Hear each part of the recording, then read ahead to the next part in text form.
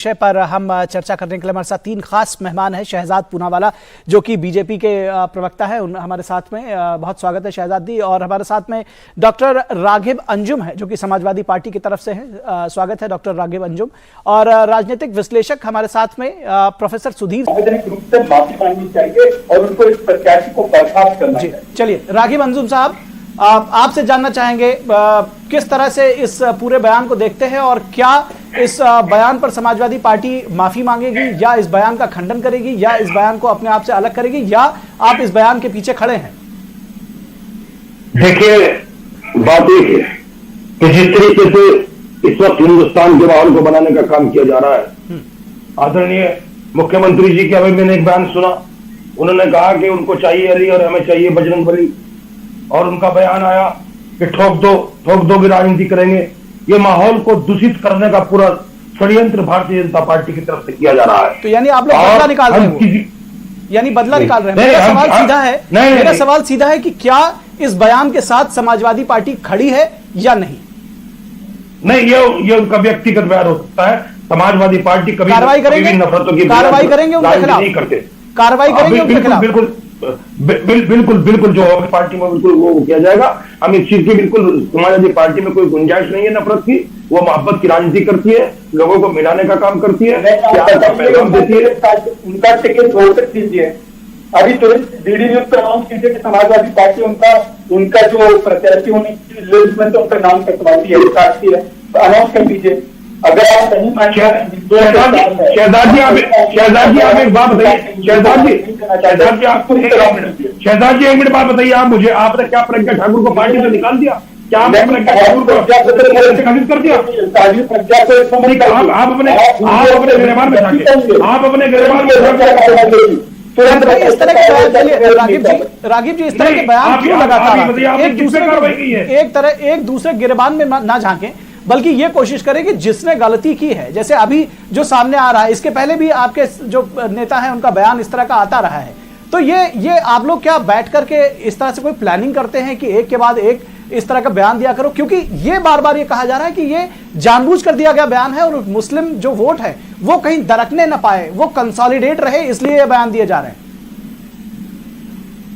देखिए, एक बात सुनिए, मुस्लिम वोट की बात हम नहीं करते हैं, हम करते हैं सर्व समाज की बात। हमारे नेता अखिलेश यादव ने कभी भी मुस्लिम की बात नहीं की। उनका सर्व समाज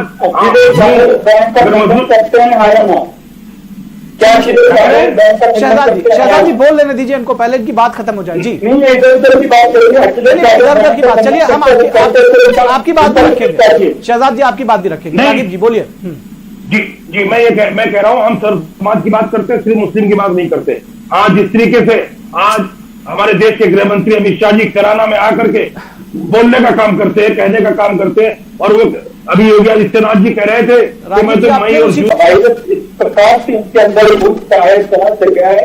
ये केवल चीफ मिनिस्टर के शब्द में आते झूठ बात करते हैं। असलियत को जो जिन्ना भाषा है, तालिबान आता है और ये हिंदुओं को गाली देने का काम इनको होता है। अखिलेश यादव पक्के और सच्चे हिंदू है। हाँ, पिछले हिंदू है, वो पिछले हिंदू है। ये चीजें और पिछले हिंदुओं को जिस तरीके से भारतीय जनता पार्टी टारगेट कर रही है, ये चीजें बयानों में भी आनी चाहिए, दिखनी चाहिए। उनके हिंदू होने पर कोई प्रश्न चिन्ह नहीं उठा रहा है, लेकिन कम से कम वोट बैंक के लिए जब नेता कहते हैं, अभी तक देखिए इतने देर हो गई उनका कोई बयान नहीं आया। हमारे साथ में राजनीतिक हमारे साथ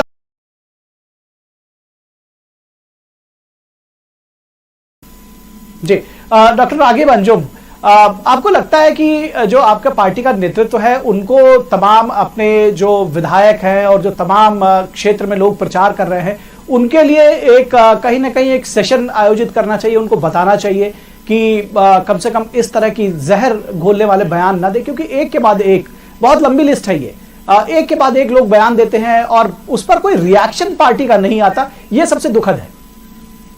गिरीश जी आपको याद होगा, अभी लखीमपुर कांड हुआ।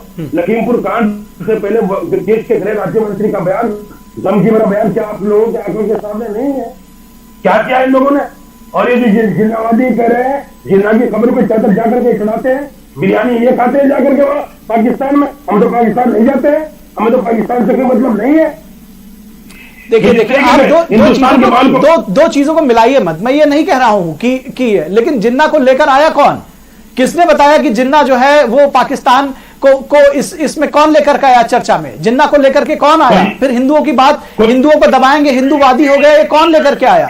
जब इस तरह की बात कही जाएगी तो डॉक्टर राघिब सवाल तो उठेंगे ही। आप एक चीज देखिए, चुनाव उत्तर प्रदेश में हो रहे हैं और अभी आदरणीय गृह मंत्री जी बोल रहे थे, अभी आपने दिखाया लाइव में, और कश्मीर 370, कश्मीर हमारे देश का अभिनंग है। 370 हटाओ या कुछ करो, कौन सी बात है?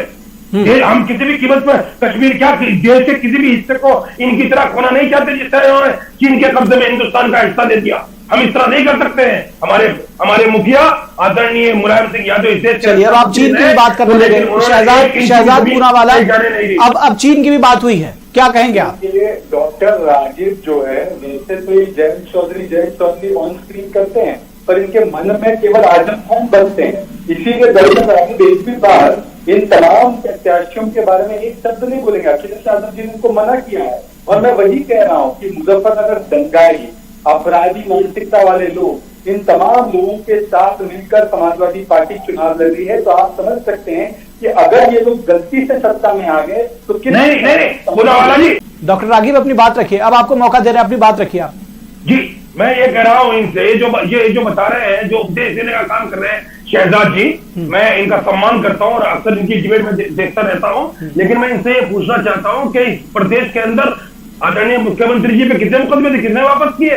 केशव प्रसाद मौर्य जी पे कितने मुकदमे थे, खुद वापस ले लिए।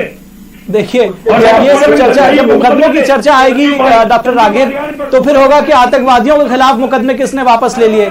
देखिए इस चर्चा को अगर आप दूसरी तरफ लेकर जाएंगे तो आप मुश्किल में हो सकते हैं। आप इसीलिए मैं कह रहा हूं पॉइंट पे रहिए।